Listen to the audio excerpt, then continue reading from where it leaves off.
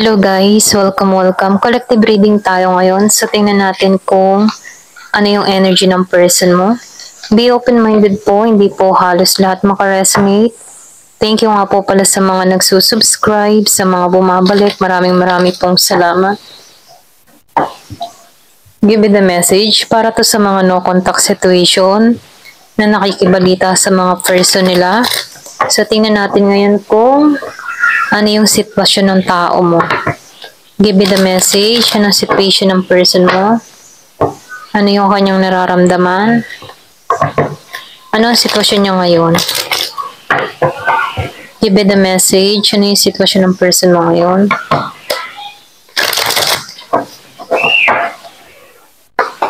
Give me the message.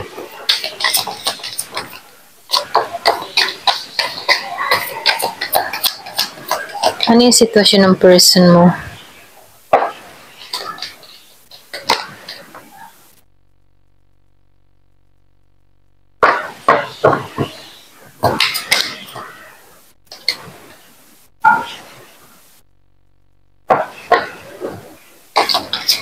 So, nafe-feel ko dito,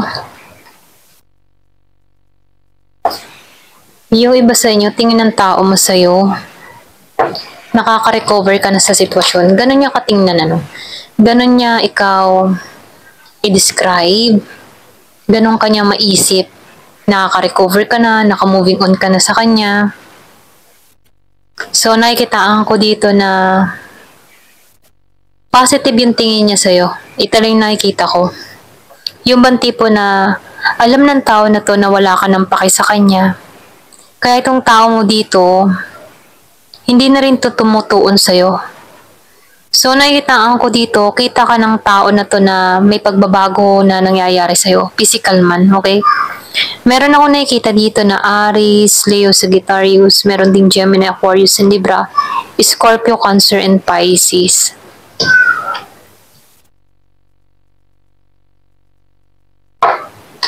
Yung iba sa inyo, nakikitaan ko dito na hawak mo yung oras mo, control mo yung sarili mo.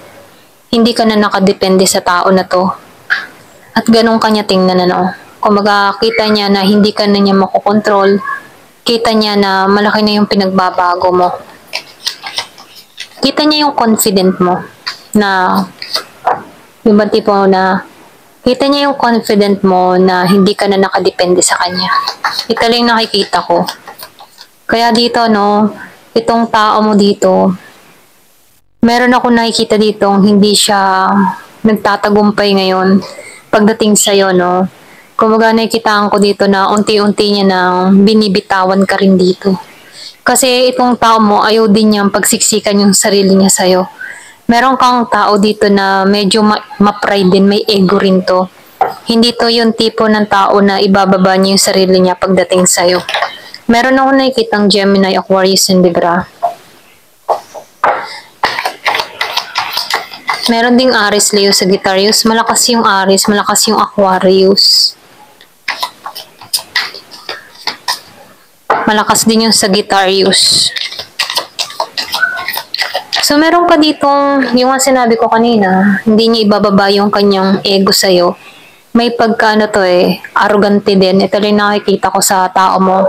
So, nakikitaan ko dito na ayaw din ito ng masasapawan siya. Yung iba sa inyo, nakikitaan ko dito na kung ang tingin mo sa tao na to ay hambog or pwede rin sabihin na mayabang, maarte, mga ganyan ano. Ganun pa rin tong tao na to. Ito lang nakikita ko. Yung iba sa inyo kita ng tao na to, or pwede rin sabihin, kita mo sa tao na to na wala pa rin pinagbabago. At ganun nga yung sitwasyon ng tao mo, wala pa rin itong pinagbabago, wala pa rin transformation na nangyayari sa kanya. So, nakikitaan ko rin dito, medyo matabang to. Ito lang nakikita ko, no. Wala siyang passion ngayon, ito lang nakikita ko. So, nakikitaan ko rin dito, yung iba naman sa inyo, itong tao mo nagiging logic sa sitwasyon. So, nakikitaan ko dito na hindi na lang din to nakikipag, yung bang tipo na hindi na lang to iniisip ka. Yun, ito lang nakikita ko, no? Hindi ka na lang nito palaging iniisip. So, nakikita ko dito, nagiging siyang logic sa sitwasyon, depende sa mga ikinikilos mo. So, ramdam ng tao nito na wala ka ng amor sa kanya or pwede rin ramdam niya dito na wala ka ng pake sa kanya. Kaya dito, nagiging na lang siyang matalino sa pagpapasya niya dito. So, nakikita ko rin dito, yung iba sa inyo, bumibitaw na rin sa'yo. Kung bumitaw ka na sa tao na to, ganon din tong tao na to, binibitawan ka na rin ito. So, nakikita ko rin dito, yung iba sa inyo, yung bang tipo na wala rin naman tong maibigay sa'yo. Ito lang nakikita ko, wala siyang mai-offer sa'yo. Kaya yung iba sa inyo, kaya to bumitaw na rin sa'yo kasi hindi niya kayang maipagmalaki yung sarili niya sa'yo. Pwedeng merong pinagdadaanan tong tao mo. Ito lang nakikita ko, hindi kanya kayang sustentuhan, hindi kanya kayang offeran. So, nakikita ko dito, meron kang tao dito na short sa budget, or pwede rin sabihin, wala pa siyang maipagmamalaki sa'yo. Kaya dito, nakikitaan ko dito na bumitaw na rin to kasi nagiging siyang logic sa sitwasyon. Ramdam din ng tao na to na hindi mo siya pagtutuunan dito. Lalo-lalo na sa estado niya ngayon. Kumbaga itong tao mo, hindi ka na lang din niya pinupursige dahil ramdam naman ng tao na to na hindi mo siya papansinin dito. Ito lang nakikita ko.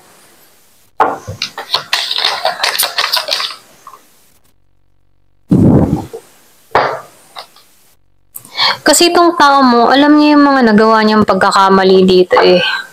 Kaya dito, yung sinabi ko kanina, ramdam niya na hindi mo siya papansinin. Kasi alam mo dito na meron tong mga kasinungalingan. At ayaw niya na rin ipagsiksikan yung sarili niya sa'yo kasi hindi na mababago yung tingin mo sa kanya dito. Kasi kung ang tingin mo dito yung sinungalin, hindi kahit siya magsabi sa'yo ng totoo at ang tingin mo sa kanya yung sinungalin, hindi ka maniniwala eh. Kaya itong tao na to, mas pinipili na lang niyang pakawalan ka dito kasi hindi rin naman magbabago yung tingin mo sa kanya dito. Ito lang yung nakikita ko. So, yung iba sa inyo, umalis ka na lang sa tao na to. Ito lang nakikita ko kasi meron dito kang tao na nagtaksil or pwede rin sabihin na meron tukso. Okay? May tumukso. Meron tong mga kasinungalingan na ginawa sa'yo na kung saan meron ditong umalis or pwede rin natuklasan mo to, nalaman mo to. Mas nakatuon ka ngayon sa transformation mo, okay? Sa transformation mo. Yung iba sa inyo, nagising ka na rin dito. Ito lang nakikita ko. Yung bang tipo na nagkaroon ka ng realization dito sa tao na to, na wala ka ring pagtatagumpay dito or pwede rin ramdam mo sa sarili mo na hindi ka magtatagumpay sa tao na to, kaya mas pinili mo or mas tumaha ka ng ibang landas. Yung iba natauhan. So, malakas yung Capricorn. So, nakikita ko dito natauhan nga, okay? Yung bang tipo na kung kaya pang isalba yung relasyon, aari pa naman. Kaya lang, meron ditong tao na nagpasya na lamang na bitawan na lang to kasi wala rin naman mangyayari. So, nakikita ko dito, meron ditong tao na naging matalino na kung saan tinatahak niya yung ibang direksyon na may pag-asa. Kasi ramdam niya dito sa tao niya na walang pagbabago. Parang nakikita niya yung future niya na kasama tong tao na to na nahihirapan siya. Kaya mas pinili niya dito na lumayo na lamang. So, nakikita ko dito, meron ditong tao na naging logic na lang sa sitwasyon. Naging advance yung isip niya na kung mananatili siya sa tao na to, kita niya na yun, parang may vision na siya dito. Ito rin nakikita ko. So, kaya dito, meron ditong tao na nagpasya na umalis na lang or lisanin yung tao niya. Kasi, kapag ang isang tao ay cheater, pwedeng mag-cheater at mag-cheat at mag-cheat pa rin siya sa kanya. Kaya itong tao na to, mas pinili na lang niya yung ibang direksyon para sa kanyang sarili. Mas pinili niya yung sarili niya. Ito lang yung nakikita ko. Yung iba sa inyo, mas pinili mo na lang yung sarili mo para sa ikabubuti mo.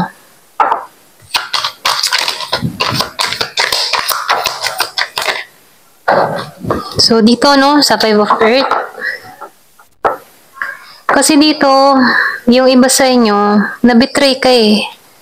ramdam mo yung hirap sa sitwasyon ng kasama mo tong tao mo. Pwede rin sabihin na gipit kayo nung nagsasama pa kayo, or pwede rin sabihin na nahirapan ka nung kasama mo tong tao nito. Yung mga tipo na dun mo naranasan yung mga pagsubok nung magkasama kayo sa tao nito, andun yung hirap na sitwasyon. Kaya yung iba sa inyo, nagpasya na lamang dito. Lumabas kasi dito, no? Nagpasya ka na lamang dito na lisanin tong tao nito kasi may vision ka na, naranasan mo na yung ganong experience. Kaya ramdam mo kung mananatili ka pa sa ganong sitwasyon, mahihirapan ka lang or pwede rin maghirap ka lang. Ganun yung energy. So, nakikita ko dito, mas pinili mo yung ibang direksyon para sa sarili mo. So, nakikita ko rin dito, no, yung iba sa inyo, mas gusto mo yung yung ibang relasyon, or pwede rin sabihin, meron ka ng bago rin ngayon. Kaya hindi mo na lang din pinagtutuunan tong tao mo. Ito lang nakikita ko dito, no? May kanya-kanya na kayo. Yung iba sa inyo, pwedeng mayroon ng kinakasama tong person mo at ganun ka din dito. Kaya dito, no, kung magkita man kayo, parang dedmahan na lang kayo dito. Ito lang nakikita ko. Pero yung tipo na nagdedmahan kayo dito, pero nakalingon pa rin siya sa'yo. So, yung iba sa inyo, meron ng partner at yung tao mo, ganun din. Pwedeng yung iba sa inyo, ilang taon na rin kayong walang contact ng tao mo, or pwede rin kung ikaw man ay single sa panahon ngayon, yung tao may karelasyon ngayon, nakikita ko dito na nililingon ka pa rin ito. Ito rin nakikita ko, pwedeng ikaw yung hindi niya malimut-limutan dito, kaya nililingon ka pa rin niya dito. Ayan. So, tingnan natin dito sa situation. Kung ano pa yung sitwasyon ng tao mo. Give me the message. Ano yung situation pa ng person mo? Pressure cooker. Kumbaga, ready na tong sumabog. Meron ditong nahihirapan, or pwede rin sabihin na wala siyang magawa. Kung nakikita mo yung 111, 222, 333, so meron ditong mensahe. Meron din ako nakikita ditong 888.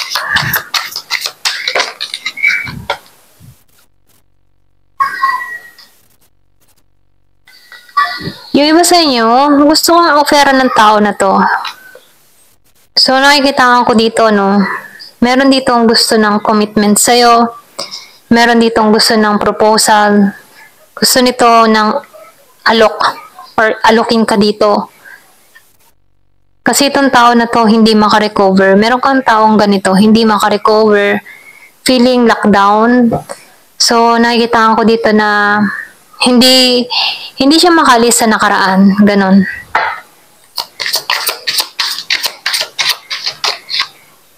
So, karmic. So, meron ditong karmic. May third party.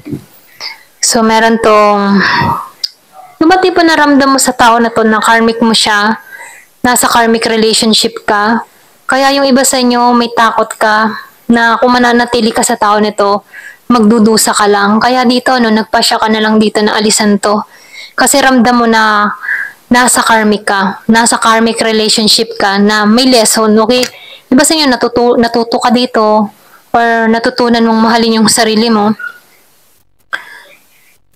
So, dito, no, nakatuon ka kasi sa future. Yung sinabi ko kanina, nakikita mo or may vision ka dito para sa tao na to na kung mananatili ka, pakaramdam mo dito, magdudusa ka. Kaya dito, no, mas tumuon ka sa future, or pwede rin sabihin, mas tinitingnan mo yung hinaharap mo para sa ikaw undan mo. Yung iba sa inyo, mas pinagtuunan mo na lang yung sarili mo paglago. Ayan, ito lang nakikita ko, mas inuuna mo yung future, ganyan. Ayan, hanggang dito na lamang po. Thank you for watching. Love and peace.